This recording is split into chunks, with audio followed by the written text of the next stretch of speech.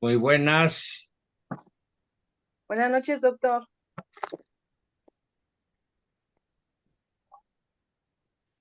Buenas noches, doctor. Buenas noches a todos. Buenas Buenas noches, noches. Cris.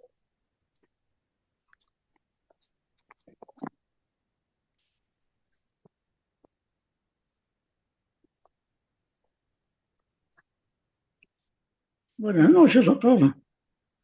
Muy buenas, doctor Jorge.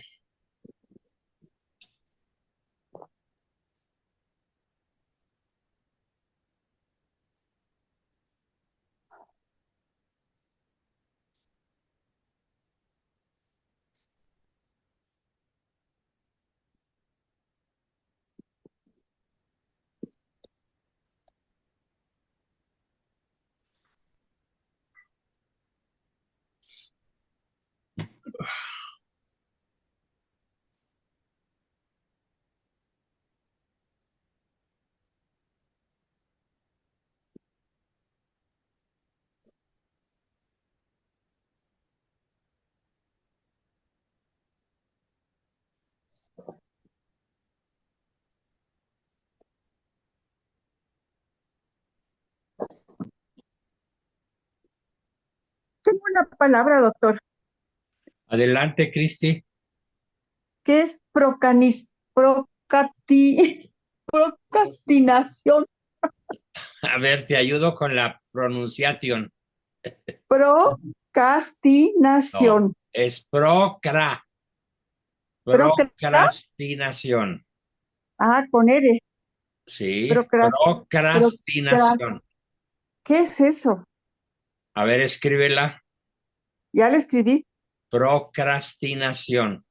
Ajá, Del verbo procrastinar.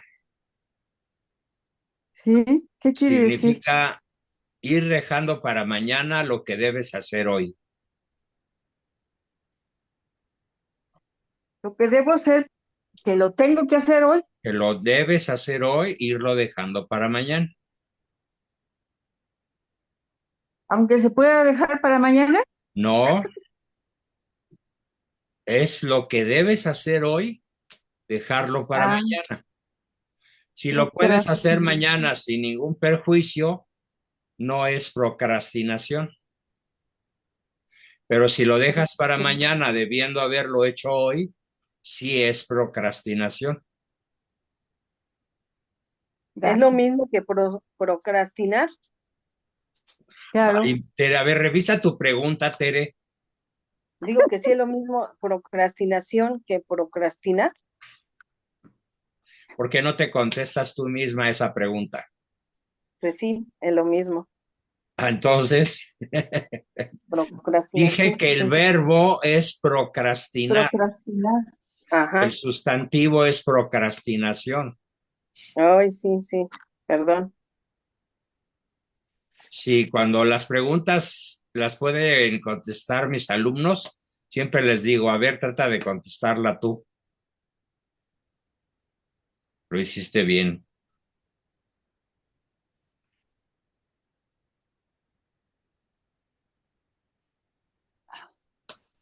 Ay, santo Dios. Ay.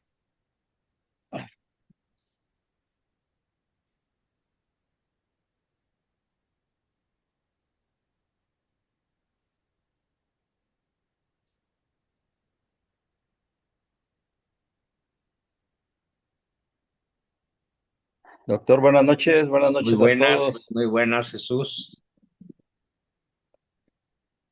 ¿Cómo está, doctor?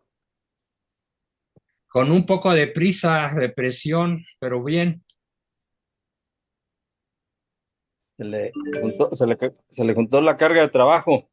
No es que tengo que salir al rato al aeropuerto de Toluca a recoger a una hijita mía que viene con una de mis nietecitas a una festividad familiar de mañana y es muy peligroso tomar cualquier transporte de Toluca para acá. Ya no se puede andar a medianoche y en cualquier medio de transporte. O sea que ya cualquier sistema de transporte a esa hora ya es peligroso, Y sobre todo en riesgoso, carretera, sobre todo riesgoso, ¿no? sobre todo en carretera. Ajá.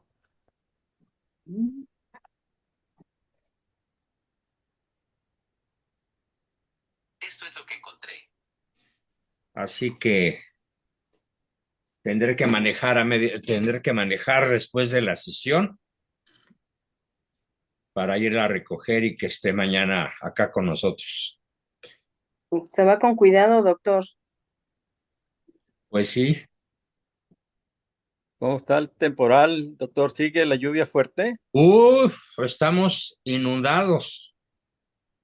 Toda la Así es que Ciudad va, de México está inundada. así es que va a ser muy problemático esa ida al aeropuerto de Aquí no. Toluca. No, no, porque es una ¿No? zona montañosa. Ah, bien. Sí, estamos de aquí para allá, es una ligera subida de 2.600 a 3.000 metros Oh, sobre el nivel del mar y luego una bajada al Valle de Toluca. Entonces, en el camino de aquí al aeropuerto de Toluca no se acumula agua. Ah, qué bien. Sí, no hay ese riesgo, afortunadamente. Pues de todas maneras, ¿va? Sí, Encomendándose a Dios y al Espíritu Sí, Santo con cuidado. y con mucho cuidadito, A San con mucha Cristóbal, que es el precaución. acompañante de los viajeros. Sí.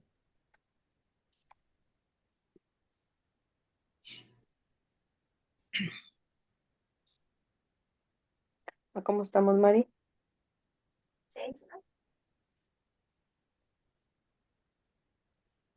Buenas noches también, Dios saludo. Alma, buenas noches. Buenas noches.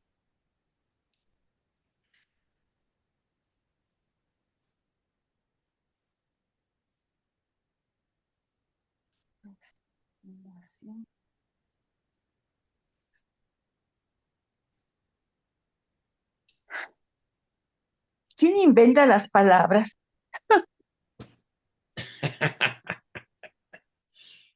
Pues si quieres que te conteste Es algo que teológicamente, siempre me he preguntado. ¿De dónde salen de la boca de tantas Dios, palabras, tanto? de la boca de Dios. A ver, en el principio era el verbo. ¿Qué significa eso? El verbo era Dios, Y el verbo era Dios. Entonces, ¿quién es el primero que habla? Dios, ¿Y qué es lo primero que dice? Hágase la luz. Y y la la luz luz se se hizo. hizo. ¿Y qué hace en el sexto día?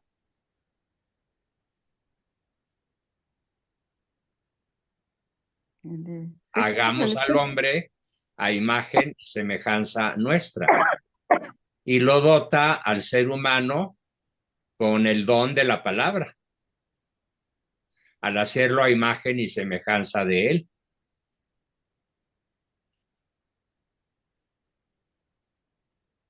Y luego el ser humano inventa las palabras.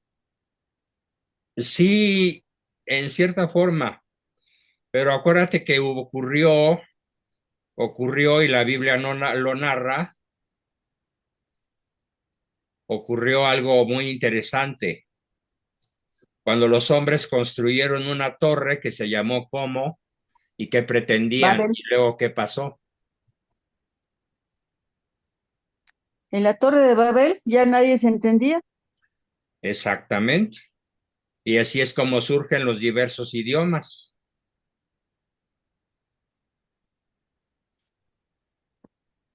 Entonces, el inventor de la palabra humana es Dios.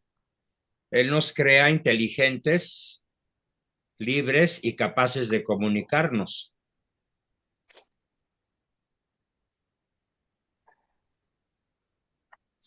Bienvenida, Almita. Todavía no empezamos, ¿eh? O sea, al principio, mientras se junta el grupo, estamos cotorreando de diversos temas. Y luego ya viene la exposición. Entonces, en la Torre de Babel, que es construida Saludos, el afán profe. de alcanzar el Buenas cielo. tardes. Buenas, Oliva. Los hombres que ¿Nos pretendieron construir esa famosa torre, pues recibieron un castigo muy lógico, que fue la Buenas noches. confusión de lenguas. Y en la confusión de lenguas se dispersan las diversas tribus que ya había, y pues cada una va creando su propio lenguaje. Y así hay las lenguas germánicas, las lenguas anglófonas, las lenguas latinas, que son el rumano, el francés, el español, el portugués, el italiano, las lenguas indígenas. Y de esas palabras se derivan las palabras groseras también. Entonces, las palabras groseras, como dice Cristo, salen de la podredumbre del corazón humano. Nunca he entendido a los mal hablados, ¿eh? Los detesto con desprecio jarocho. Demuestran bajeza intelectual y bajeza emocional y bajeza ética. Y falta de respeto, pues si están en un noticiero y hablando groserías, pues Pues sí. Sí, como esos de Anonymous, ¿no? ¿O cómo se llama? Los mal hablados del noticiero, Carlos Alasraqui y sus cuates. pues nada más a las Raki, ¿no? Sí, ¿verdad? Es el más grosero de todos. Sí, nada más que como ahora ha invitado personas importantes, pues tiene uno que aguantarlo,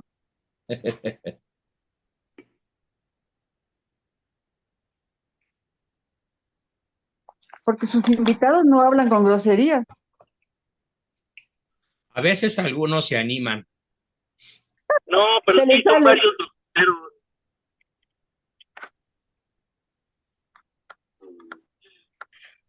Sí, pero en general el que se nota más mal hablado que nadie es él. Pero, profe, ¿qué pasa cuando en un pueblo toda la comunidad son mal hablados? Pues toda la gente anda al ras de las piedras. Sube el ¿Verdad? volumen, Siri. Lo subí. Es que como ya se perdieron los valores, doctor, ya en la televisión ya es abierta, hablan puras groserías, todos, Sí. un lenguaje Pues muy los valores vulgar. somos los seres humanos.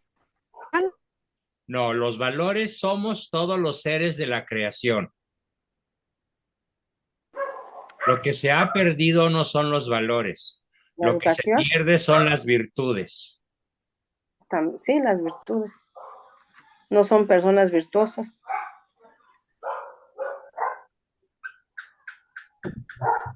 Y lo peor del caso que les dice uno y se ofenden. Ah, sí, claro. Se sienten la divina garza envuelta en huevo, y mientras más pelados, se sienten más cultos.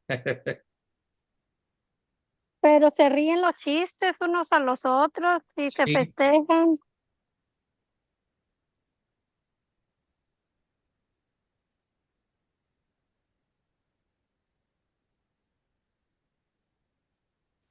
lamentablemente.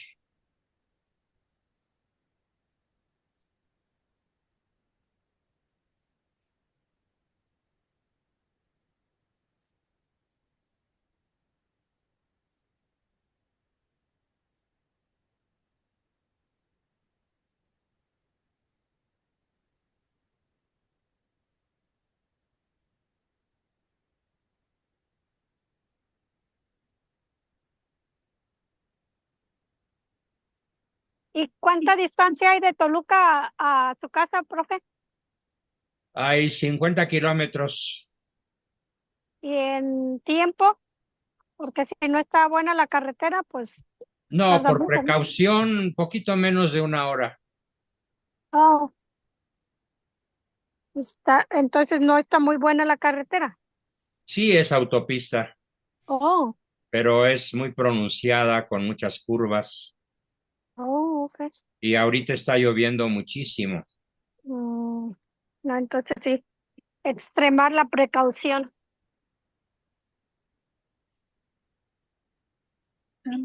Buenas noches, estoy viendo que están golpeando mucho a los jóvenes en las marchas. Ya salieron los golpeadores de Sí, Morena. exactamente. Hoy pasaron un video que definitivamente me negué a seguir viendo porque había una pobre señora, una señora de humilde. Es más, se oía por su voz mayor de 70 Oh, gritando que tuvieran piedad de ella, que no la golpearan. Y alcanzó a filmar ella la escena. Y después unos chavos lograron rescatar el celular y anda por ahí el video viral. No, ahorita está circulando de un joven que sale todo golpeado diciéndolo. Ah, sí, ¿verdad? Bueno, pero ese es otro. Sí, ese es otro. Qué barbaridad. Hola, buenas noches. ¿Qué tal? ¿Cómo López Obrador presume y presume que él no miente, y solamente miente, que no reprime, y Es está que reprimiendo te a todos y está equivocaste. golpeando a la gente. No se dice presidente, se dice presimiente. Sí, es presidente. Exacto, exacto, exacto. Es un presimiente. Virgen Santísima. Buenas noches. Buenas, buenas noches. Muy buenas. buenas noches, buenas noches. Una pregunta. Bueno, Hola, hola. no sé si me escuchan. Bueno,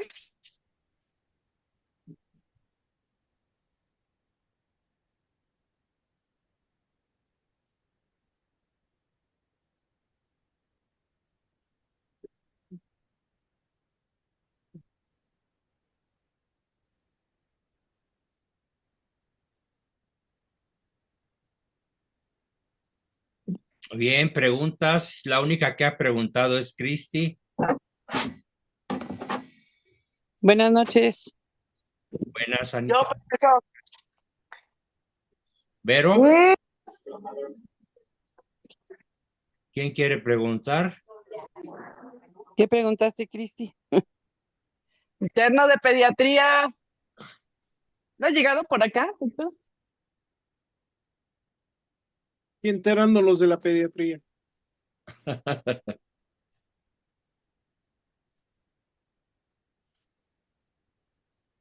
Yo pregunto, doctor, Sí, ¿qué es metigiloso? lo escribiste, lo pronunciaste mal. Esa palabra no existe. Entonces, ¿cómo A es? ver, revísala. ¿Cómo es que, perdón? Vuelve a repetir. Metigiloso. Meticuloso. ¿Meticuloso o sigiloso? Mm, sí, lo escribí mal. Se dice meticuloso. Una persona Meticuloso. meticulosa es una persona que hace las cosas con mucho detallismo y con mucha calma. Buenas noches, Andreita. Te extrañé en la semana. En la semana sí he estado. Ah, sí, no participaste ni lunes ni miércoles. Sí, no, no, Estuviste muy no, no puedo. calladita. No puedo, no puedo. Entiendo tu tradición. ¿Qué Ujú. andas mal de la garganta? No, sino que me es difícil participar porque me rondan muchas cosas en la cabeza de lo de la clase misma. Ajá. Y, y no, eso nomás, no sé, no ordeno bien mis ideas porque como que soy mucho de las dos cosas, pero después digo, no, no soy nada de la otra. Creo que soy 90% intuitiva, pero también digo, no, sí, sí, creo que tengo algo de sensorial. Entonces, como que, Eres muy intuitiva para tu consuelo. sí, sí, sí, sí. Entonces, como que lo pienso mucho y ya se pasó la oportunidad de participar y ya, pues ya, continuamos nomás. Muy bien. Andrea, cada cabeza es un mundo, pero tus habitantes se alebrestan cuando escuchas la clase, ¿no? Sí, sí. Pero ¿por qué tendrían que alebrestarse? Mejor di que se entusiasman. Alebrestarse, porque es más divertido. No, pero no es lo mismo alebrestarse que entusiasmarse. Pero, Precisamente por eso es divertido. No, es chocarrero, que es diferente. Es ¿qué es divertido. alebrestarse? Chocarrero y divertido no es lo mismo. Oh, sí, claro que sí. No, divertido es divertido para cualquiera y chocarrero para muchos es molesto. ¿Y qué es alebrestarse? Alebrestarse es rebelarse, alborotarse, básicamente. Es palabra nueva para mí. Bueno, del léxico tradicional de siempre, muy castellano. Ahí tengo unas dudas, profe, del A video ver, de, platícanos, platícanos. no, del video de las tareas de filosofía. Ah, sí, vale la pena que preguntes de filosofía, a ver si otros se entusiasman con el tema. Se me echa una bola en la cabeza. Eh, Está hablando de los actos de la voluntad y menciona que hay doce pasos en tres momentos diversos para el acto humano. Son tres momentos diversos. Están referidos a los fines, a los objetivos. El segundo momento es los medios que vamos a usar y el tercero la ejecución. Ajá, ¿Sí? Y menciona ¿cuál que es tu en los pregunta? fines, primero es la concepción de, del objeto que queremos, del objetivo que lo vemos como bueno, Ujú. la veleidad, ¿no? Eso que quiero es bueno para mí, ¿no? Va a ser bueno y me voy a sentir bien. El juicio de posibilidades y la intención de la voluntad. Luego viene la deliberación y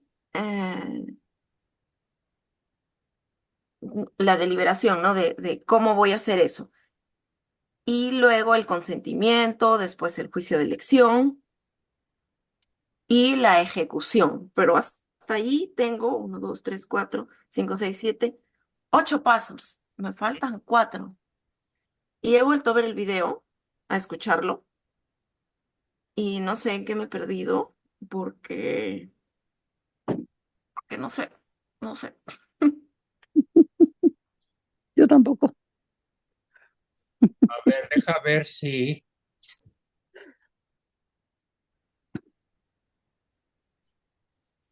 Hola, mi amor.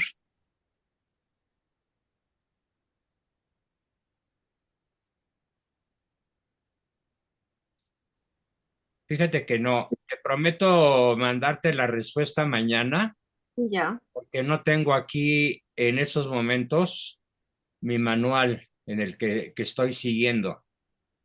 ya. Sí, porque yo, o sea, me falta pasarlo limpio, pero ya.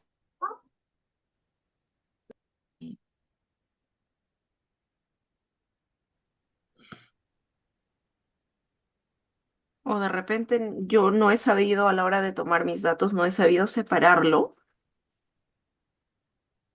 y no, no sé.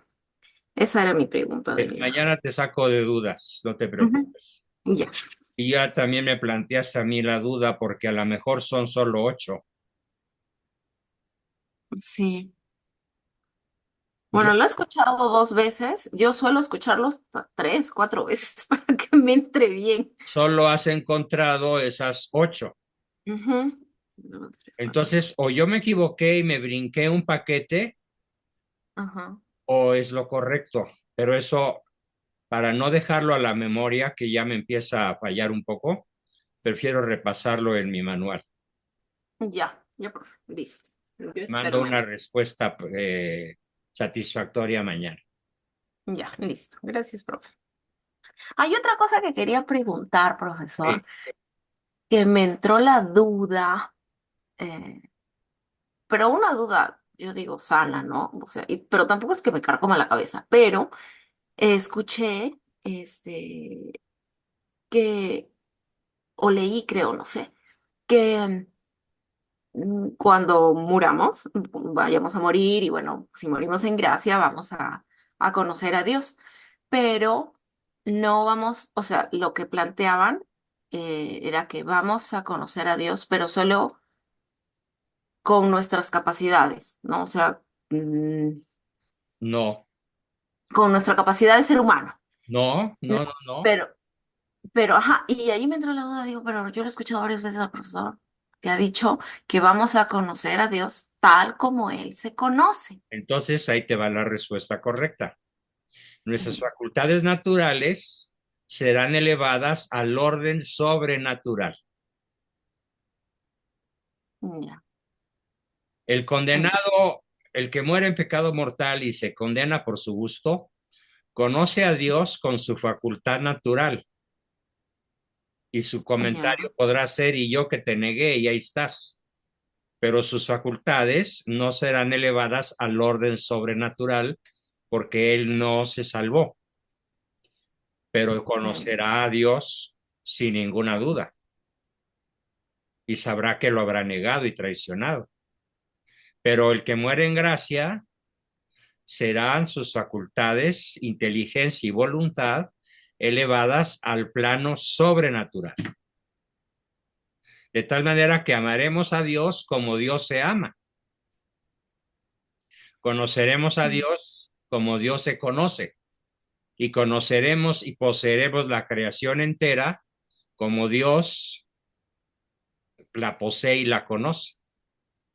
Y ahí venía lo que decía este comentario que leí, que decía, no, no, no podría ser así, no podría ser que vamos a poseer a Dios como Él se posee y conocerse como Él se conoce, porque seríamos como dioses. Exactamente, seremos como Dios. Al ser elevados al orden sobrenatural, seremos como dioses, sin ser otro Dios. Ay, ya, no entiendo La bien. facultad, a ver, nada más piensa, ¿de cuánto, qué medida le podemos dar a la inteligencia del hombre más inteligente de la Tierra, en términos de coeficiente intelectual? No sé, creo que hay 200, no sé. Pon tú 200. ¿A qué nivel será elevada tu capacidad intelectual al morir en gracia? Mucho, sin límite, ¿no? Y sin límite, exactamente. En el orden sobrenatural, por encima de la naturaleza. ¿Qué tan encima? Signo infinito. Mm. Ricardo. Hay dos comentarios. Primero, en el momento en que muramos, sin importar el estado en el que estemos, vamos a empezar nuestras facultades debido al pecado, al pecado original. Nuestras facultades espirituales naturales están opacadas. Entonces, por eso podemos intuir a Dios, pero no lo podemos sentir. Las personas muy santas que se han de verdad purificado del pecado, por eso es que ellas sí pueden sentir vivamente a Dios. En el momento de nuestra muerte, todo el velo que teníamos sobre nuestras facultades espirituales normales se va a quitar. Entonces, todo, absolutamente todo ser humano, así sea salvo, así sea condenado, así sea, así tenga que pasar 1000 años en el purgatorio, va a poder percibir a Dios como lo percibían los ángeles antes de la caída. A ver, el Todos los pecador ángeles. no, ¿eh? El No, condenado todos, no. no, todos lo van a poder percibir, pero con con las capacidades naturales espirituales, El que hombre. esas están veladas El hombre, ahorita. lo dije, el hombre condenado conoce a Dios con la luz natural de la razón, sin Mm, velos.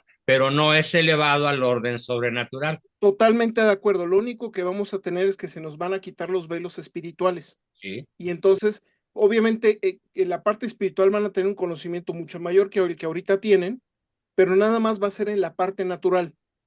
Los que entren al cielo, los que entren al purgatorio van a continuar con lo que ahorita tienen y van a irse purificando poco a poco hasta que ya cuando estén por conforme van purificándose, van a ir pudiendo conocer mejor a Dios. Ya cuando por fin entremos a Dios, Dios no es que nosotros nos convirtamos en dioses, sino que Dios nos va a compartir de su infinita divinidad. Y esa divinidad va a ser compartida tanto cuanto hayamos alcanzado nosotros el grado de santidad. Bien, nada más interrumpo, Ricardo, para corregir a Delfina Morales, que dice, ¿seremos uno con Dios? No. No perderemos nuestra individualidad de personas. Si eso de ser uno con Dios es error de la Es un nueva error era. gravísimo. Sí. No, no seremos uno con Dios. Dios es Dios y yo soy yo. La perfecta individuación se va a conservar. Que estaremos en él, sí, pero Sí, no, pero no no perderemos, no perderemos la no nos personalidad vamos ni a la fundir esencia. en él. Esa es la forma de pensar de los orientales. Exactamente, seguiremos siendo nosotros mismos, perfectamente. Entonces, ¿qué tanto nos va a compartir Dios de su divinidad? Tanto cuanto hayamos sido santos. Si aquellos que se salvaron y que apenas si alcanzaron el cielo en una briznita, pues ahora sí que la limitación es de nosotros, no va a ser de Dios. Dios le va a compartir todo lo que pueda, pero pues va a ser una briznita. Si fue uno de los grandes, grandes, grandes, grandes santos, pues Dios le va a compartir de forma casi infinita. Por Sí, eso es que porque la Dios es Santísima Virgen María. retribuidor, entonces le dará a cada quien lo suyo, lo justo, Exactamente. y habrá diversos niveles en la gloria. Exactamente. ¿Y qué es la gloria? El grado de divinidad que Dios nos comparta. No va, que Dios, cuando entremos al cielo, como ya vamos a estar actuando conforme a todos los principios que Él quiere, Él nos va a dar toda la divinidad y nos va a decir, como ya vas a actuar conforme ahora sí que todo lo que yo quiero, te doy toda la libertad de que hagas lo que quieras. Claro, porque vamos a actuar conforme a lo que Él quiere. Pero entonces Él es cuando vamos a alcanzar la perfecta libertad también. Y esa es la divinidad que vamos a tener, es la que Él nos dé. Es lo que, como Él es infinito y Él es inmenso y Él es todo eso, a la Santísima Virgen María, que tiene más gracia que todos los demás seres creados, no le llega ni a los talones de todo lo que es Dios. O sea, Dios compartirte toda la divinidad que tú puedas contener en tu capacidad de santidad, ni siquiera es una brisna de polvo para Él. Bien. Pero ahí le cierro. Ya entendí, muchas gracias. Vamos a comenzar nuestra sesión, pero ahora vamos a hacer un empiezo diferente. Lo único que es igual es la oración. Sí, adelante, Cristi.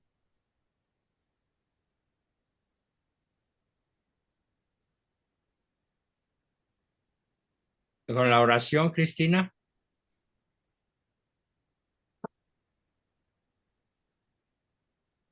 ¿Ya me oye? Sí. San Miguel Arcángel, defiéndenos en la lucha. Sé nuestro amparo contra la perversidad y acechanzas del demonio. Que Dios manifieste sobre él su poder es nuestra humilde súplica. Y a ti, príncipe de la milicia celestial, con el poder que Dios te ha conferido, arroja al infierno a Satanás y a todos los espíritus malignos que vagan por el mundo para la perdición de las almas. Así sea. Así sea. Comenzamos. Bueno,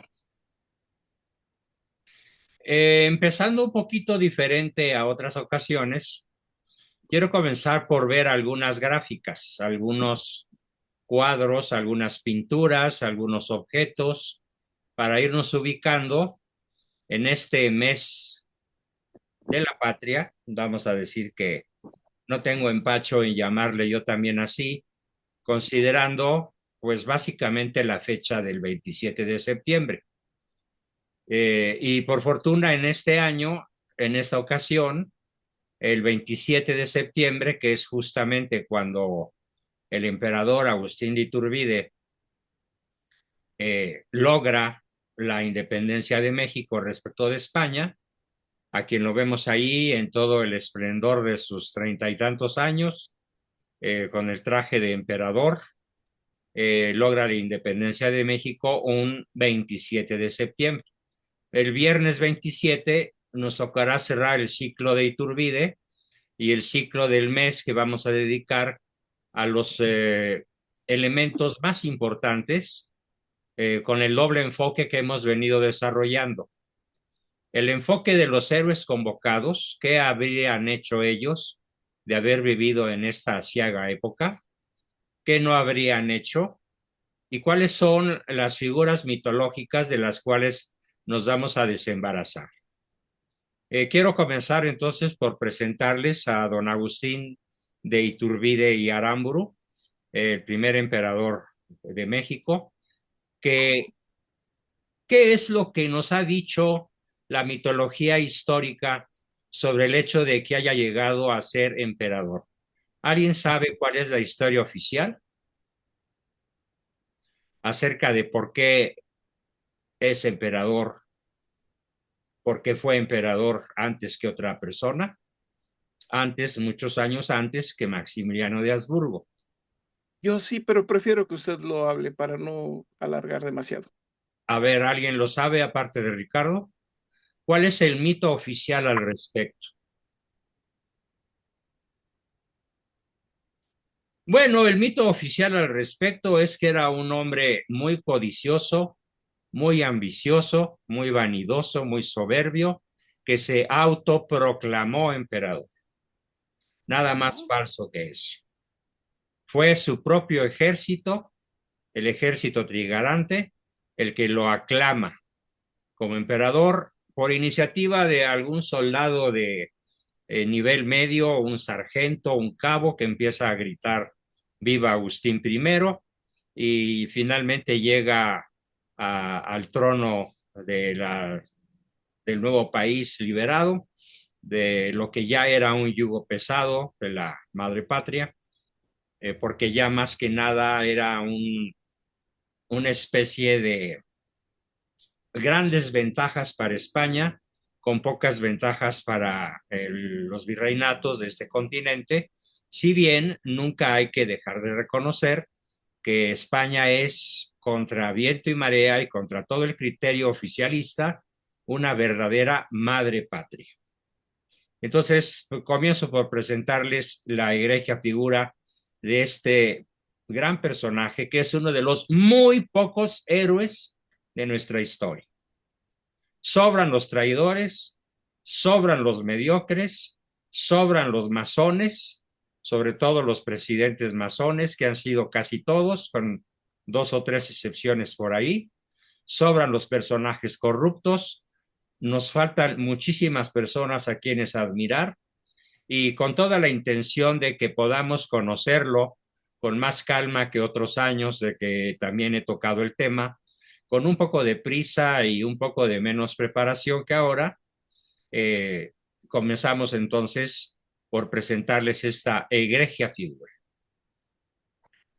Otra gráfica, aquí tenemos el escudo que se diseña, el escudo de armas del primer imperio mexicano, con el águila imperial devorando la serpiente y el religión, independencia, unión en la parte superior tricolor, en donde vemos los listones enmarcados el rojo arriba, el blanco en medio, con letras doradas, religión, independencia, unión, que son precisamente los significados que Benito Juárez modificará por odio masónico. Pero este es el verdadero y original escudo de armas del Imperio Mexicano, que debería seguir siendo definitivamente el escudo de armas del México actual, si la masonería no hubiera tomado el mando desde 1824 y no lo hubiera soltado más que por periodos sumamente breves en presidencias y en situaciones que posteriormente desarrollaré. Otra figura que nos viene es el sello del gobierno del primer imperio mexicano. No es lo mismo el escudo de armas que el sello, ¿sí? Pero es también un sello imperial. Luego tenemos la firma de Agustín de Iturbide, muy garigoleada en la rúbrica, pero era muy típico de la época que los personajes de cierta alcurnia aristocrática hicieran este tipo de firmas. Ahí tienen la firma del emperador sacada de un libro que obra en mi poder que se llama Los papeles de don Agustín de Iturbide. Ahí tenemos una foto, por así decirlo, en blanco y negro de aquella época. Y aquí tenemos una representación de algo que se ha dado en llamar equivocadamente el abrazo de Acatempan. No hay tal abrazo propiamente dicho. Más bien hay una rendición militar de Guerrero, de Vicente Guerrero, que rodeado por las tropas de Agustín de Iturbide, se ve obligado a hacer la paz con él. Sin embargo, la constante correspondencia epistolar de Agustín hacia Vicente acaba por convencerlo de unirse a sus filas. Si se dieron o no un abrazo es cosa que no está certificada, pero la historia oficial le encanta crear mitos para conmover falsamente o con momentos muy aparentemente románticos, pero rodeados de un halo de fastuosidad, de lo cual muchas veces carece nuestra historia, y se habla del abrazo de Acatempan. Contrasta vívidamente la figura de un mestizo, que es Vicente Guerrero, más indígena que mestizo, pero en cierta forma mestizo, con el criollo puro de ascendencia hispana, que es Agustín de Iturbide, y se representa ahí el famoso abrazo de Acatempan, que está en el Museo Nacional de Historia, pero repito, dudo mucho que ese abrazo haya tenido lugar porque no hay ningún documento que lo pruebe. Aquí tenemos un dibujo, un retrato del siglo XIX, tomado del libro de Guadalupe Jiménez Codinac, que escribe México, su tiempo de nacer, entre 1750 y 1821. Si quieren ustedes disfrutar de una autora extraordinaria, les recomiendo los escritos de Guadalupe Jiménez Codinac. Es una persona contemporánea al México de la actualidad, sumamente seria, una gran investigadora de la UNAM, hasta donde mi memoria me permite recordarlo. Es una universitaria con alto nivel de estudios y que se toma muy en serio la tarea de escribir sobre historia, pero huyendo, retando y desmitificando la famosa historia oficial. Aquí tenemos la foto de una placa conmemorativa de la llegada de Iturbide y el ejército trigarante a Puebla, del 2 de agosto de 1821.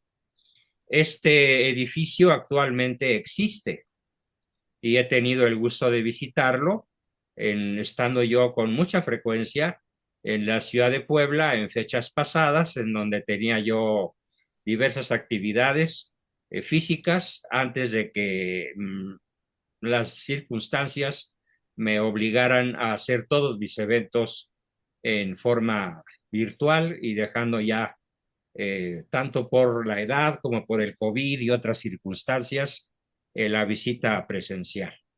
Es un edificio que vale la pena visitar si algún día se dan la vuelta por Puebla. Tenemos aquí algo que muy difícilmente creo que alguien haya leído. Si alguien lo leyó, si alguien lo tiene en su poder, si alguien sabía de esto, pues es el momento de levantar la mano y decirlo.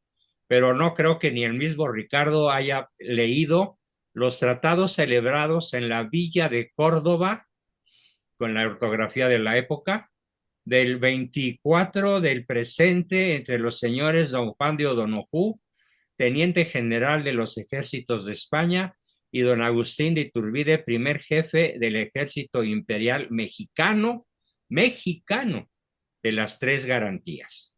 Ya se hablaba de México, no de Nueva España, sino de México. Es un documento extraordinario que se encuentra, es la versión impresa de los tratados de Córdoba, firmados el 24 de agosto de 1821, y que están en el Archivo General de la Nación. El original está ahí.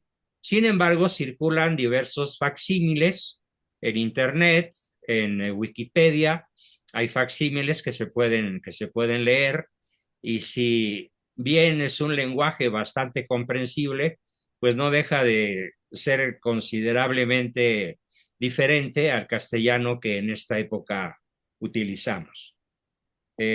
La siguiente gráfica, tenemos la entrevista de don Juan de O'Donojú, Novela e Iturbide, en Tacubaya, el 13 de septiembre de 1821. Está muy estilizados al fondo los volcanes, no creo que sean otros. Es un cuadro típico de la época. Tenemos aquí algo verdaderamente doloroso. Este es el México que se perdió. Vean, las Californias. Baja California, mi tierra, la Alta California, un estado gigantesco, enorme, Nuevo México, Nueva Vizcaya, que era parte de lo que hoy es Durango, Texas y de los Estados Unidos. Pudiéramos decir que la extensión territorial del Imperio Mexicano, mapa donde se muestra la división territorial del primer Imperio Mexicano con fecha de los tratados de Córdoba, nuestra superficie en kilómetros cuadrados era mayor que la superficie de la Unión Americana. ¿Quién perdió México? ¿Quién perdió la Alta California, Nuevo México, Texas? Pues Antonio López. López tenía que ser López de Santana. Ajá. Antonio López de Santana, su Alteza Serenísima, rebasado en perversidad, en tontería, ignorancia, estupidez y maldad, solo por un personaje que, por desgracia y azote para todo México, hoy despacha desde Palacio Nacional. Pero vean el mapa de México y lo perdido en la guerra del 47, en donde México no perdió propiamente ninguna batalla militar. Todos los enfrentamientos militares fueron entregados por una retirada del ejército mexicano por órdenes de Santana, que había firmado en La Habana, Cuba, un pacto un pacto masónico secreto, mediante el cual él se comprometía como primer jefe del ejército mexicano en facilitar la llegada de los ejércitos, uno por Veracruz y otro por El Paso, Texas, de los ejércitos americanos, hasta que hicieran ondear la estrella de la barra, las barras y las estrellas en Palacio Nacional, en el Zócalo. Mayor humillación no nos pudo haber sometido no el ejército gringo, sino el propio presidente de la República.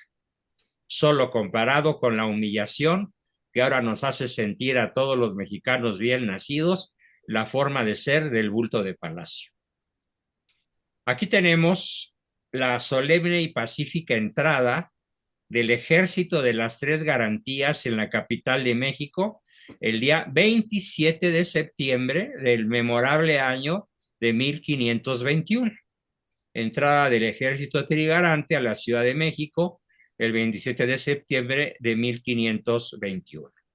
Vean todos los balcones adornados, uno de los días más felices que México haya podido disfrutar a lo largo de su historia, de su corta historia y de el cortísimo periodo en el cual verdaderamente pudimos ser independientes. Dijiste 1521, Juan Bosco, y es No, 1821. Exacto. Pero habías dicho 1520. Reviso mi grabación, pero no lo creo, ¿eh? Sí, así fue. ¿Dije 1500? Sí. Bueno, pues ya se me lenguó la traba, perdón. Gracias por corregir, Ranita. ¿Qué es trigarante, doctor? ¿Por qué se llama así? Trigarante. 3 garantías. Ejército trigarante. Me regreso a las gráficas del inicio. Religión, primer garantía. Independencia, segunda garantía. Unión, tercer garantía. El ejército trigarante. ¿Correcto? Gracias. Verde, blanco, rojo. Verde significa independencia, blanco significa religión, rojo significa unión de todas las sangres, de toda la sangre de los nacidos en ese territorio, con independencia de lengua, alcurnia, nivel social, ocupación, etcétera. Aquí tenemos el general Iturbide recibe las llaves de la Ciudad de México del coronel Ormaechea. Vean cómo la toma de la Ciudad de México, la entrada a la Ciudad de México fue absolutamente pacífica, sin disparar un solo tiro. Desde que Iturbide decide hacer la independencia, sitiando a Guerrero y obligándolo a rendirse y a unirse a su ejército trigarante, hasta la llegada a la Ciudad de México el 27 de septiembre de 1821, no se disparó un solo balazo contra un solo ciudadano español, ni contra ninguna persona a partir de los fusiles del ejército trigarante. Se puede decir que en la historia de las naciones, ningún otro libertador puede presumir de haber hecho la independencia de su patria sin haber disparado un solo tiro. Grábense eso, por favor, en la cabeza. Es el único libertador en toda la historia del planeta que logró la independencia de su patria sin disparar un solo tiro, a base de disparos de letras en su numerosísima, elocuentísima y brillantísima colección de cartas a los virreyes, a los insurgentes, a Vicente Guerrero, al virrey de O'Donoghue, aquí y allá y acullá. A base de cartas logró convencer, logró persuadir, logró agrupar en torno a él la voluntad de los prohombres de su época y lograr la independencia de México. Probablemente en otras ocasiones he hecho poco énfasis en este hecho sin precedentes en la historia universal. Y no solo sin precedentes, tampoco posteriormente a él, alguien puede presumir de haber hecho alguna hazaña similar sin haber disparado un solo tiro. Siguiente gráfica. Entrada triunfal del general Agustín de Iturbide a la Ciudad de México. Entre vítores, con los balcones atiborrados de personas, montado en su corcel que lo acompañó en todas sus principales campañas militares. Al principio, debo decir que Iturbide sí combatió a los insurgentes, porque consideró que Hidalgo estaba deschavetado, como lo vamos a ver en detalle. Hidalgo no fue más que un cura abarraganado, es decir, que tenía amantes y que tuvo 6 hijos, un mal sacerdote, una mala persona, Y la única cosa que le podemos admirar al cura Hidalgo es que antes de ser fusilado por los realistas, Se arrepintió.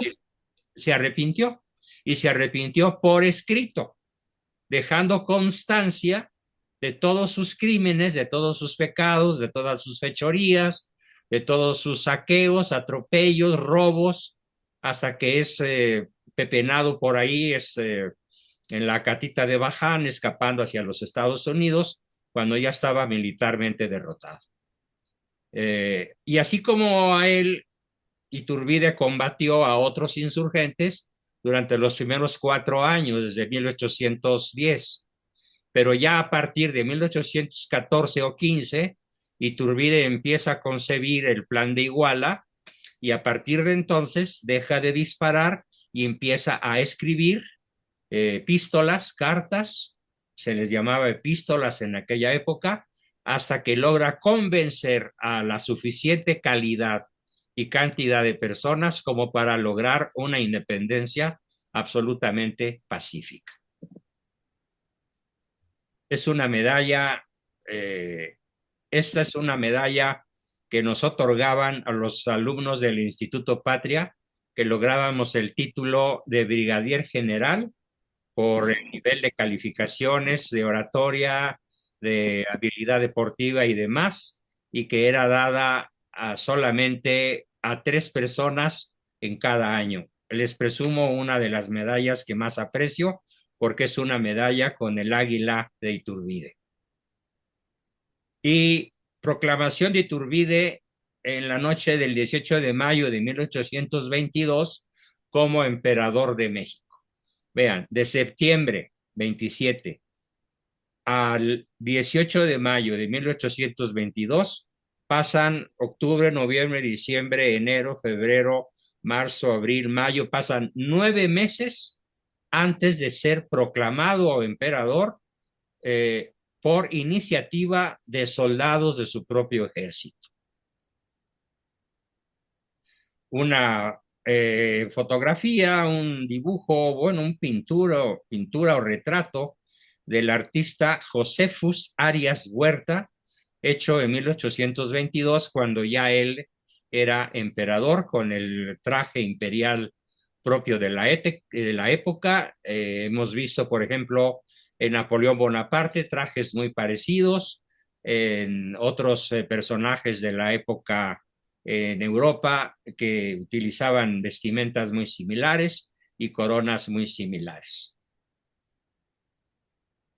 En portada del acta de la jura y proclamación del emperador Agustín I en 1823, documento que se encuentra en el Museo Soumaya de Plaza Loreto en la Ciudad de México.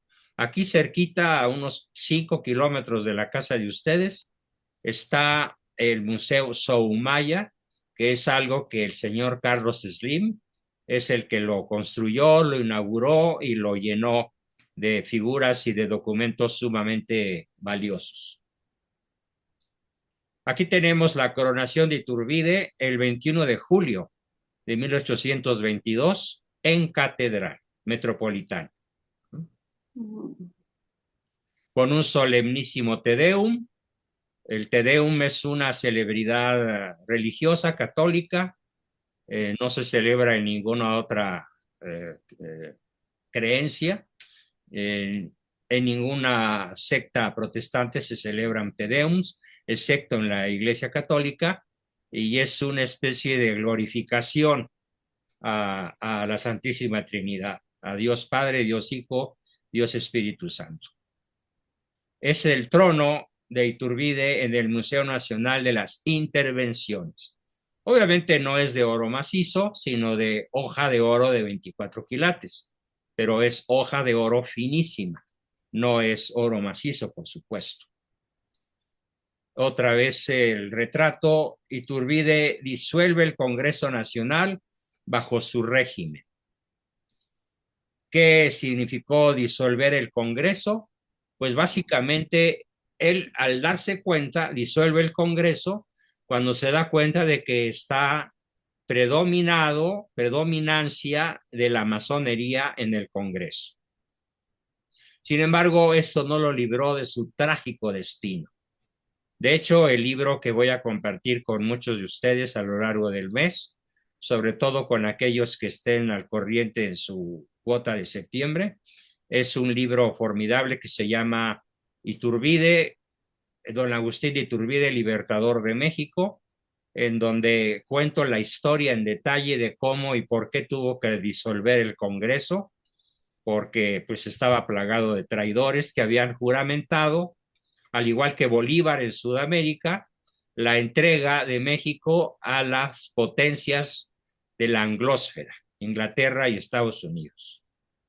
Sí, Bolívar mismo, ya platicaremos algún día de Simón Bolívar, el falso héroe sudamericano, que tenía como sueño que en vez de gobernantes mestizos o criollos en su patria, en la Gran Colombia, que ahora se dividió en Colombia, Venezuela, Ecuador y alguna otra nación, Bolivia, se pasara del dominio español al dominio inglés. Ese es el verdadero Bolívar, otro antihéroe, pero que muchos que incluso siendo hermanos maristas no saben historia, le pusieron a su instituto Simón Bolívar.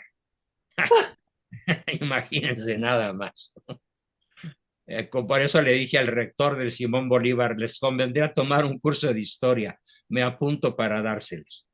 Aquí tenemos a doña Ana María Huarte, emperatriz consorte de México, retrato también de Josefus Arias Huerta, de 1822. Nuevamente la figura que ya vimos, Iturbide emperador, atribuida a Josefus Arias Huerta. Es distinta a la foto que vimos al principio, porque es de un autor diferente, pero la cara es idéntica a la del primer retrato. Este es Antonio López de Santana, creador del plan de Casamata, que fue el primer masón,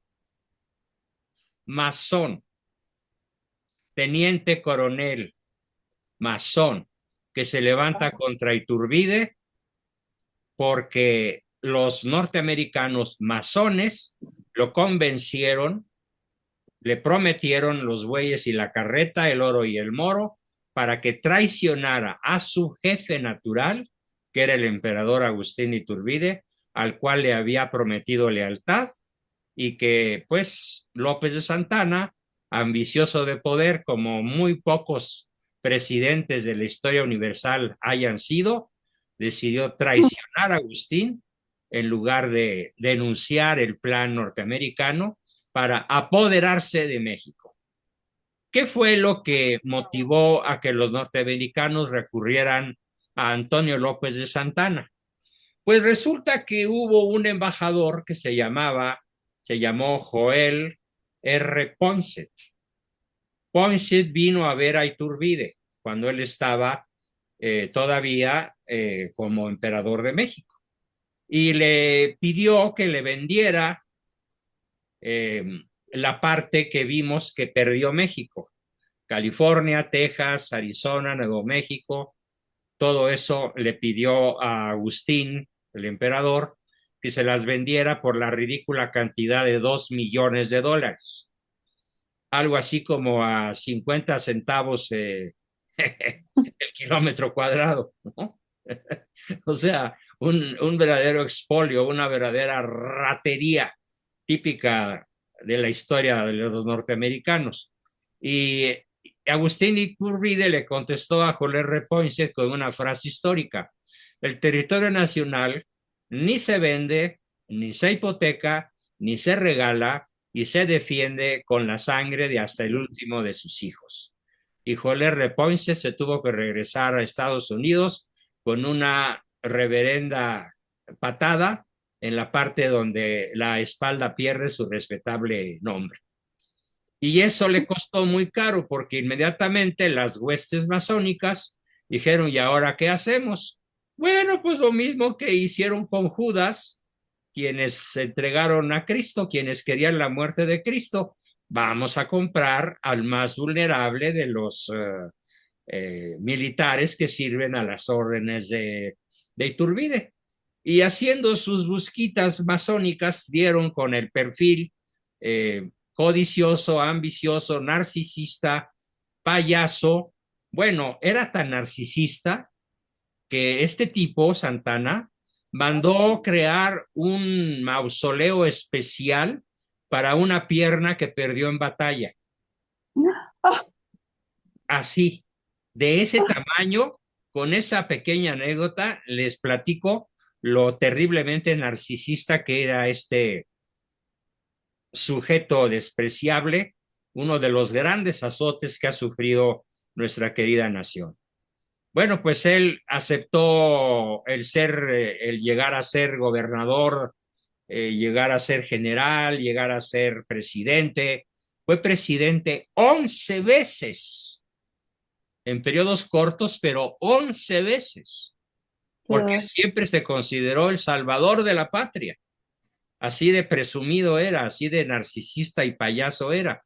Bueno, pues este sujeto despreciable fue el que se levanta en armas contra don Agustín de Iturbide, y aquí es donde don Agustín de Iturbide comete el único error que me ha sido muy difícil perdonarle, y que en vez de aplastar a Santana, decidió no combatir a Santana, habiendo podido aplastarlo como quien aplasta a un sapito en la vía del tren con un ferrocarril, para no derramar sangre de hermanos, para no crear una nueva guerra civil. Y prefirió abdicar al trono y refugiarse en Europa. Triste decisión. Eso es lo único que yo le pediría a Iturbide, héroe convocado, como lo vamos a estar viendo en este periodo de sesiones dedicado a él. Definitivamente una persona con una visión más intuitiva de la historia, con un conocimiento más agudo de a quién se enfrentaba y por qué se enfrentaba a la rebelión de Santana, quién estaba detrás de la rebelión de Santana, no hubiera abdicado. Pero ese desconocimiento o ese corazón tierno que él tenía, ese corazón de papá, de padre, tuvo una familia muy numerosa, si mal no recuerdo, 9 hijos, con Ana María Huarte. Prefirió embarcarse en un barquito y refugiarse en Europa.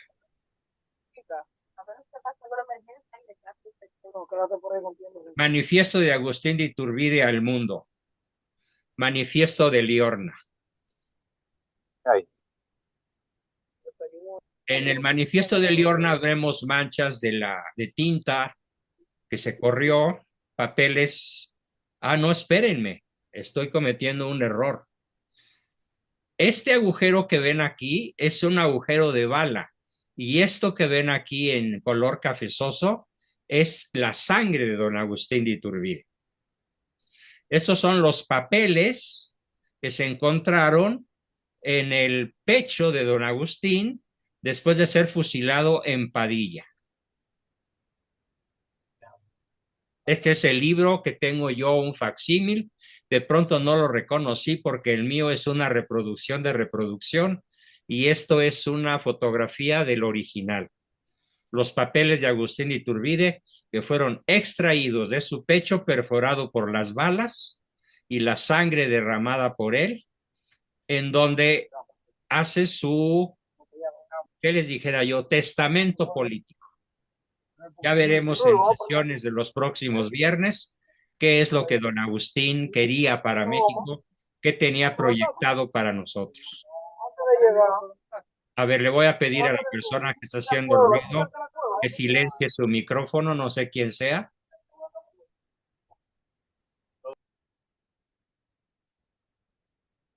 Gracias. Seguimos con las gráficas.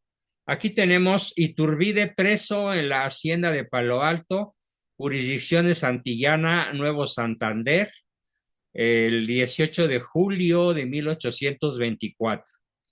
Y aquí están los números. El número 1 es Agustín de Iturbide, El número 2, el traidor Felipe de la Garza, aquí es quien lo entrega. Carlos de Benesqui, Ramón de la Mora, escoltas de Iturbide, la hacienda de Palo Alto, el camino a la Soto La Marina, etcétera.